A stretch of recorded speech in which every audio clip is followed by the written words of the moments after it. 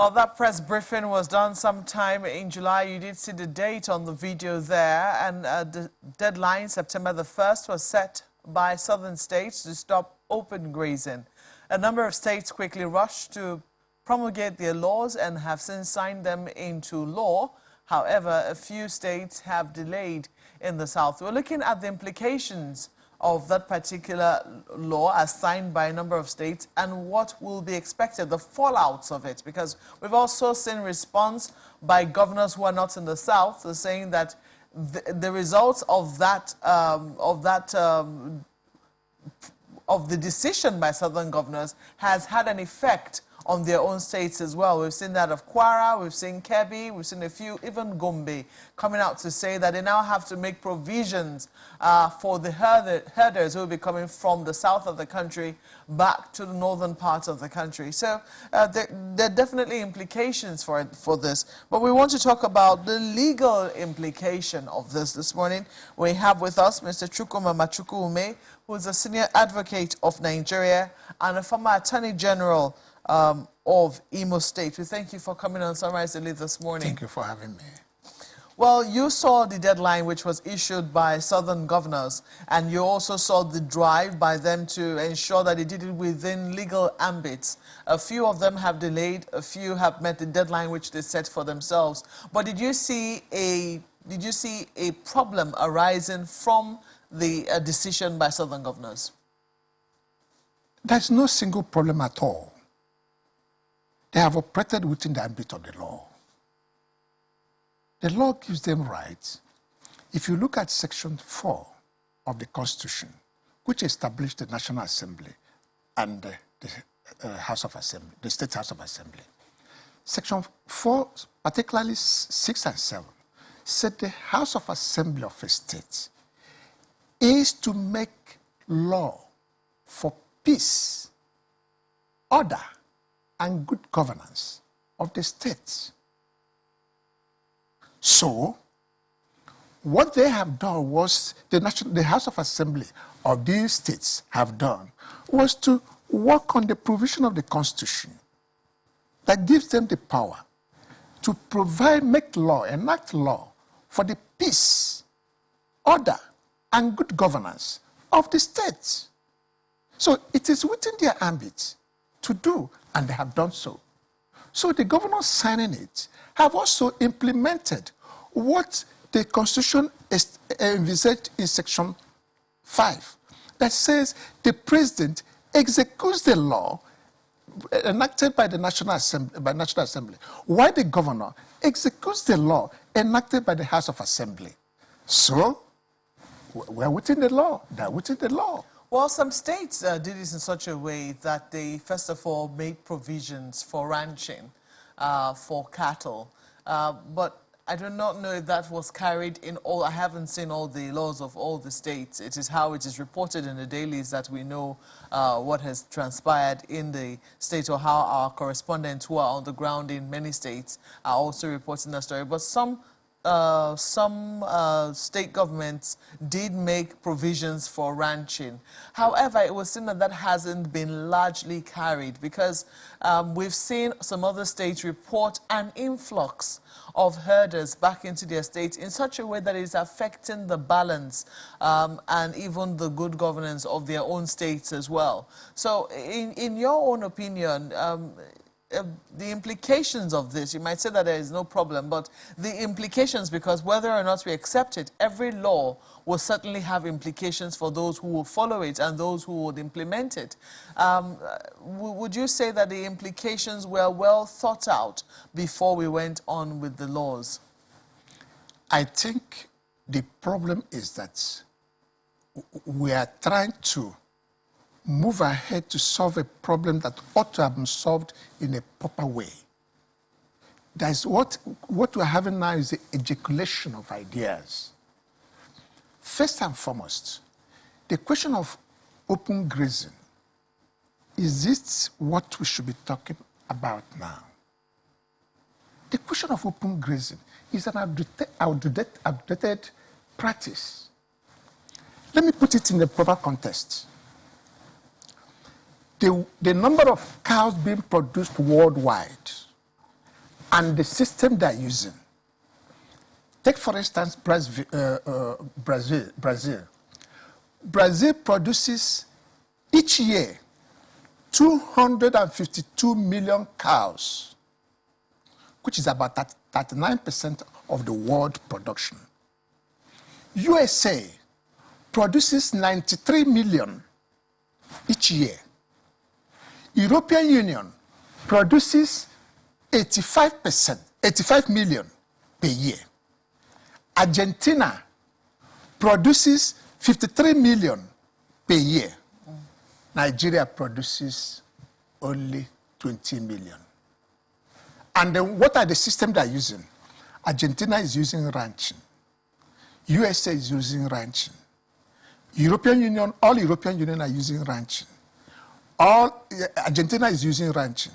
It is only Nigeria, with all this land mass and everything and population, producing only 20 million using open grazing. You know, there's been... So, invariably, yes, we are undercutting ourselves by using this system of open grazing that is causing a lot of problems. Exactly. So now there is a historical background to our own, to the evolution of the consumption of cattle. It would seem in Nigeria. It would seem that we haven't quite approached this as a business. It would seem that we have relied heavily on, I don't want to just say an ethnic group, because it's not an ethnic thing, but we know that largely a major ethnic group has been responsible for providing a lot of the cattle which has been responsible, which has been consumed in Nigeria. And the rearing of cattle has now evolved around their own way of life and culture. And it is as a result of the conflict that this is having with farmers that we have now begun to pay it a little more attention. That's in terms of the I don't want to say the crisis that has emanated from this, but we have now seen increased conflict that has now gone beyond, people ate crops, or, cattle ate crops. It's now gone into the loss of lives, and not just loss of lives, but a massive loss of lives, and even allegations of land grabbing, so to speak. So that is now what has elevated this discussion in the Nigerian context. It is not because we want to make a business of this. It's not because, there was some concerted thought before now, that this is not the way to go in terms of what we're doing with cattle, but to make it a business. This is the background against which we have made these laws around ranching and also against open grazing. So from that perspective, do you think that we have handled the sensitivities in such a way that we haven't hidden behind the cloak of law to handle the situation on the ground? Yes, I think I get what you mean, and I think you're right, because what is the need of adopting a measure that you know is not yielding the proper results? Why are we talking about open grazing when we know open grazing is not yielding the proper results in terms of the number of cows that is needed? We are using it because, as people are already now thinking, that open grazing is even going to be used to solving a different problem, a different agenda. If not, you see open grazing leading to murdering of people. You see open grazing leading to shortage of food security. Farmers are no longer going to their farm to farm. You see open grazing leading to people talking about land grabbing of our ancestral homes. You see open grazing leading to US citizens, Nigerian citizens, leaving their home in fear and going to settle in IDP camps. And you know that the open grazing, from the data I have given you, this data I didn't manufacture it. Indeed, sir. So you see that the open grazing is making us to produce, not up to 1/10 of what we ought to be producing if we are using ranching. So it means then that Since open grazing is surcharging us, any person advancing that method is rather pursuing a different goal, which some people call ethnic hegemony. So what are your thoughts? Do you think that for the states that have eventually signed this anti-open grazing bill into law, are you certain that they will, are you confident that they will be able to implement or uphold their laws? Because this is not the first time that we've seen it. Before, way before now, I think about 6 years ago, we saw Ekiti State. Ekiti had the anti-open grazing law. It was promulgated under former Governor Fayoshe. We also saw Benue State about that same time, enact their ranching law, and we saw them also try to pass, or not just try, they did pass an anti-open grazing law, and we've seen the conflict that is also continued to stir in the state. So are you confident that, one, this will put an end to the controversy and the conflicts that we have seen, farmers and between farmers and herdsmen, one? Will it put an end to that? And then two, first of all, let's handle that. Are you confident that it will put an end to the conflict that we've seen? I think one way or the other it will, but I think there's more. I read in the Guardian some time ago, in the editorial, that the president has earmarked 6-point-something billion for Katsina State for ranching. That is the way to go. Ranching should be the order of the day. So, those states where the spaces are there, where the governors who has the land allows the ranches to be placed there. If ranches are organized, all these cows can go into one, and then we have multiple numbers. Nigeria has a lot of institutes dealing with this hybriding of cows. These research efforts that are going on in these institutes, can it be useful when you are having open grazing, when all these institutes, would they be running around the whole country to treat these cows? Are you confident, the question is, are you confident that this will put an end to the conflict? It will, particularly joined with the fact that there could be ranches.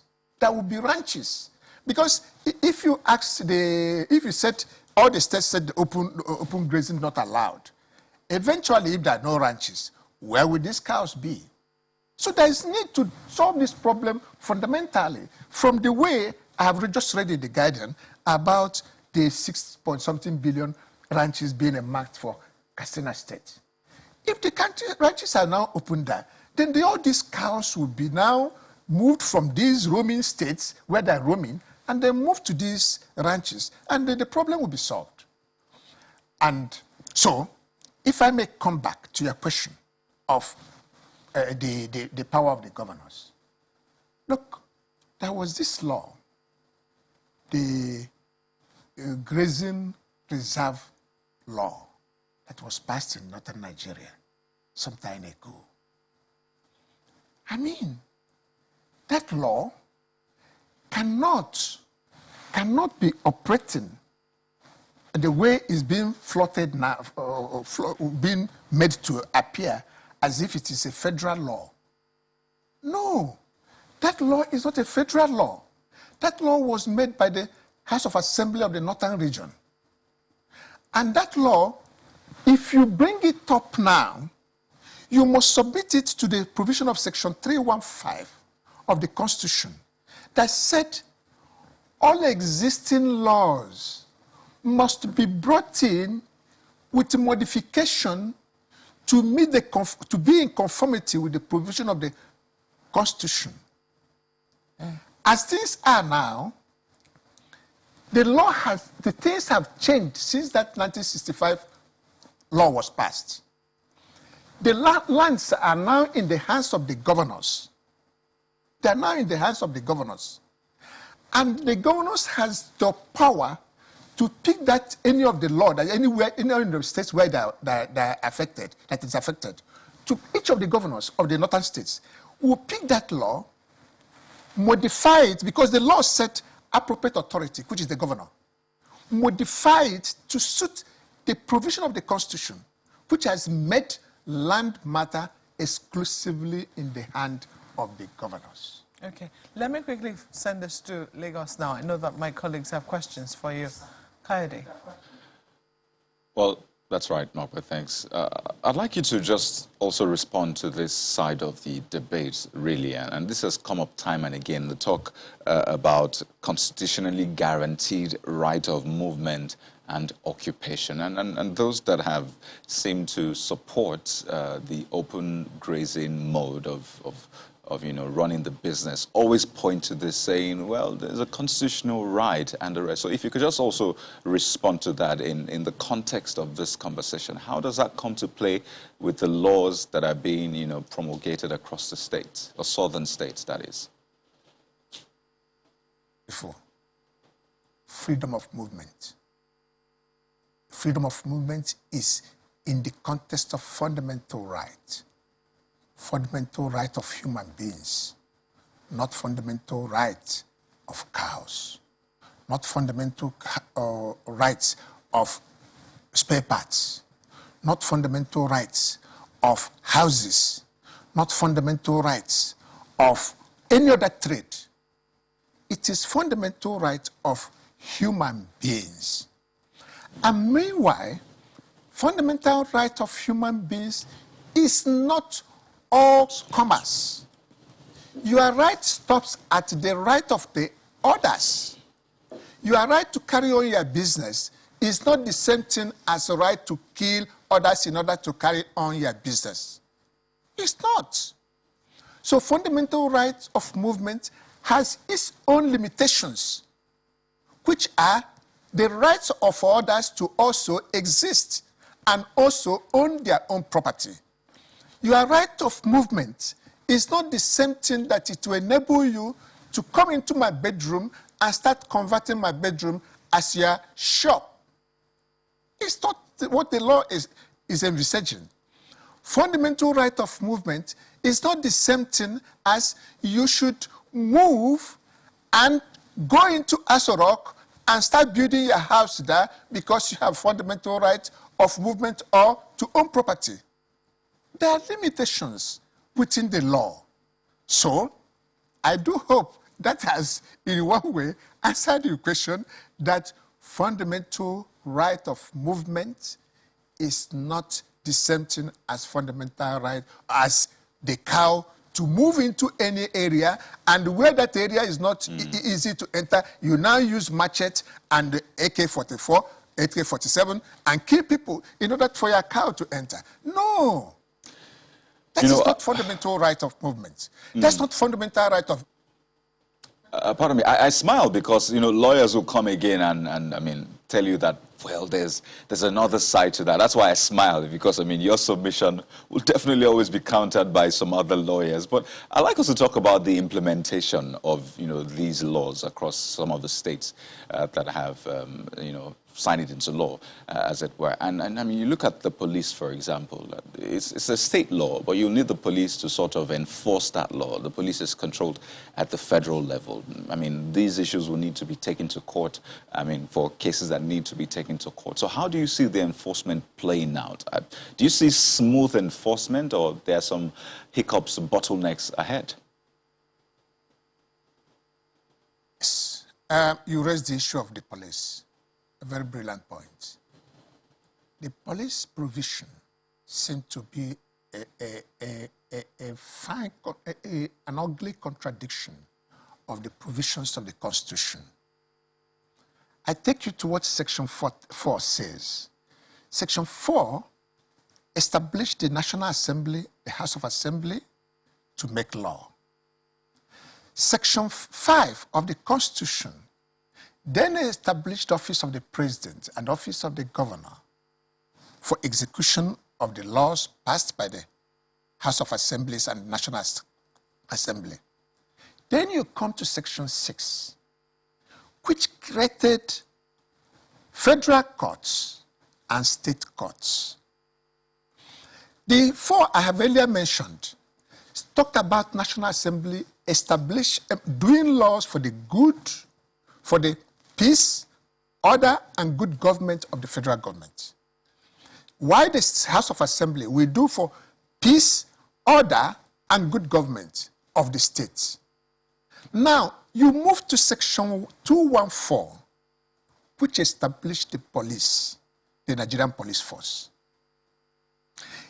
The way Nigerian police force is established, it looks like a correlation that it will be executing the federal laws. But instead of going to talk about federal laws, it seems to be saying that there will be only one Nigerian police force and all that and all that and all that. So invariably, there's a lacuna now that there is no force or security or apparatus within the Constitution that is equivalent to what we have had in 4, 5, and 6, where there is a federal, state, and where there's federal and state. In all the two, National Assembly, House of Assembly, the presidency, governor, federal courts, state courts. So, but then, the leeway is this. The Constitution, if you look at section 214(2), it says, subject to the Constitution. So.